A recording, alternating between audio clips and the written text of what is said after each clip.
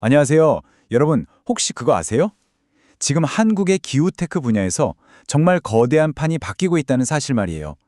지금까지는 개별 기업들이 각자 도생하며 외롭게 싸워왔다면 이제는 하나의 강력한 팀으로 뭉치고 있습니다.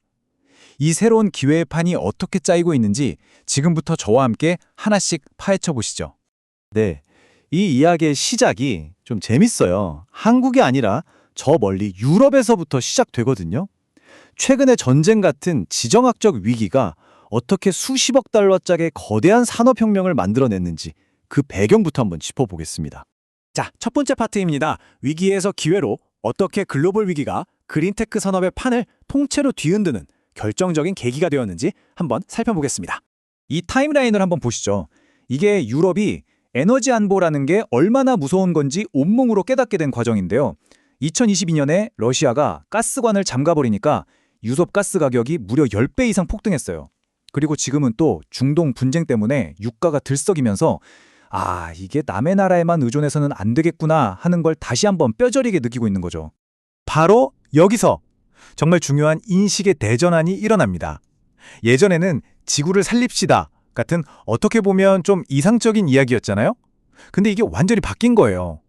우리나라의 생존을 위해서, 우리 경제를 위해서 에너지를 확보해야 한다. 는 아주 현실적이고 절박한 문제가 된 거죠. 위기가 기후기술을 더 이상 선택이 아닌 생존을 위한 필수로 만들어버린 겁니다. 자, 그럼 그 결과는 어땠을까요? 역시 돈의 흐름을 보면 딱 알 수 있죠. 이 그래프 좀 보세요. 2025년에 그린테크 스타트업이 투자받는 데 성공할 확률이 30%에 육박해요. 다른 분야 스타트업들이 한 15% 정도니까 거의 2배죠, 2배. 시장에 똑똑한 돈이 지금 어디로 쏠리고 있는지 너무나 명확하게 보여주는 대목입니다. 좋습니다. 그럼 이제 무대를 한국으로 옮겨볼까요? 이 거대한 글로벌 흐름이 우리나라에서는 과연 어떤 혁신을 만들어내고 있는지 지금부터가 진짜 중요한 이야기입니다. 우선 기후테크라는 말부터 간단하게 짚고 갈게요. 이게 뭐 하나를 딱 말하는 게 아니고요. 여기 보시는 것처럼 클린, 카본, 에코, 푸드, 지오테크 이 5가지 핵심 분야를 싹 다 아우르는 아주 거대한 혁신 생태계 그 자체라고 보시면 돼요. 바로 이 지점이 지금 한국 기후테크 씬에서 벌어지고 있는 가장 핵심적인 변화입니다. 과거에는요, 스타트업들이 다 뿔뿔이 흩어져서 정책이든 규제든 해외 진출이든 혼자서 다 부딪혀야 했어요. 말 그대로 각자 도생이었죠. 그런데 이제는 이 흩어진 조각들이 모여서 하나의 그림을, 하나의 강력한 목소리를 내기 시작한 겁니다. 그리고 이 움직임이 그냥 구호로 끝난 게 아닙니다. 드디어 2024년 3월 4일에 기후테크 혁신 연합이라는 게 공식적으로 딱 출범하면서 새로운 시대가 열린 거죠. 이 연합, 그냥 스타트업들끼리 모인 친목회가 절대 아니에요. 여기 참여한 멤버들을 보세요. 혁신을 이끄는 스타트업은 물론이고 정부 부처, 공공기관, 그리고 돈줄을 쥔 투자사까지 진짜 어벤져스, 드림팀이 모인 거죠. 이게 왜 중요하냐면요. 드디어 산업에 필요한 정책을 함께 만들고 소통할 공식적인 창구가 열렸다는 뜻이거든요. 슈퍼빈의 김정빈 대표님의 이 말이 딱 핵심을 짚는 것 같아요. 이건 단순히 환경 문제가 아니라 미래 산업을 재편할 혁신의 영역이다. 그러니까 이걸 단순한 트렌드가 아니라 한국 산업의 지도를 새로 그릴 엄청난 기회로 보고 있다는 거죠. 자, 그럼 이 멋진 합창을 위해서 정부랑 민간에서는 구체적으로 어떤 지원 사격을 해주고 있을까요? 한번 자세히 뜯어보죠. 먼저 정부, 스타트업들이 제일 힘들어하는 게 뭐겠어요? 바로 돈 문제죠. 특히 기술력은 있는데 공장 같은 담보가 없으면 대출받기 하늘의 별 따기잖아요.